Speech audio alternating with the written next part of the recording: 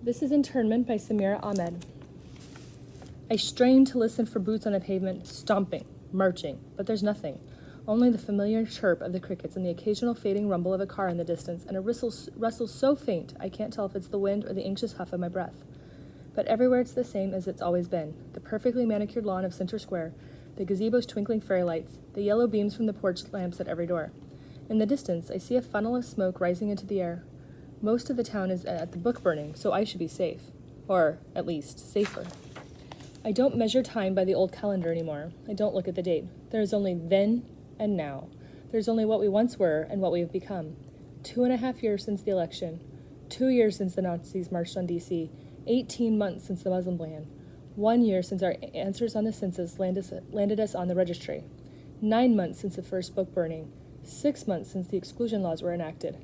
5 months since the Attorney General argued that Korematsu versus United States established precedent for relocation of citizens during times of war. 3 months since they started firing Muslims from public sector jobs. 2 months since a virulent Islamophobe was sworn in as Secretary of War, a cabinet position that hasn't existed since World War II. 1 month since the President of the United States gave a televised speech to Congress declaring that Muslims are a threat to America. I thought our little liberal college town would fight it longer, hold out. Some did.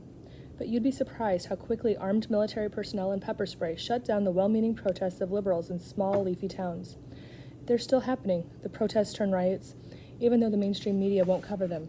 The resistance is alive, some say, but not in my town, and not on the nightly news. Curfew starts in 30 minutes, and this is a stupid risk. My parents will absolutely freak out if they find out that I'm not in my room reading. But I need to see David. I force myself to walk calmly, head forward, like I have nothing to hide, even though every muscle in my body shrieks at me to run, to turn back. Technically, I'm not doing anything wrong, not yet, but if the police stop me, well, let's just say they have an uncanny ability to make technicalities disappear. Breathe. Slow down. If I rush from shadow to shadow, I will attract attention, especially from the new motion-sensitive security cameras mounted to the street lamps. Curfew hasn't started yet, and I'm allowed outside right now, but it's already dark.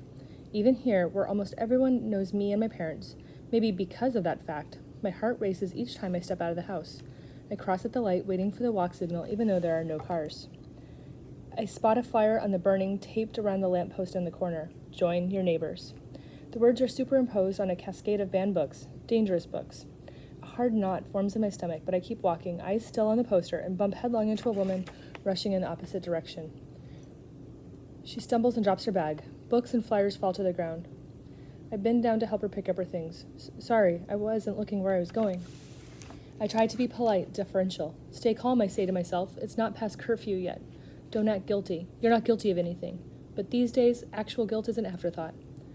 The woman keeps her head turned away from me, refusing to meet my gaze, shoveling the books and papers back into her bag. I reach for 2 books and glance at the titles before she grabs them from my fingers.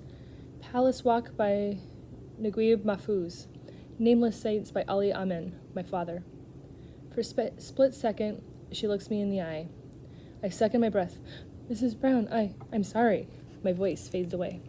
To find out what happens next, come check out Internment and join us for our book club.